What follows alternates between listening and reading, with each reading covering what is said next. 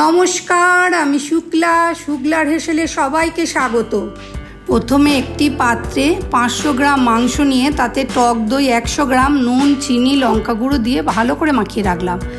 একটি কড়াইয়ে তেল বসিয়ে তাতে গোটা গরম মশলা ফোড়ন দিয়ে তাতে দিলাম পেঁয়াজ কুচি, টমেটো কুচি, আদা কুচি, লঙ্কা কুচি, আদা রসুনের পেস্ট আর দিলাম কাজু বাদাম। এবার ভালো করে নেড়ে নামিয়ে নিলাম।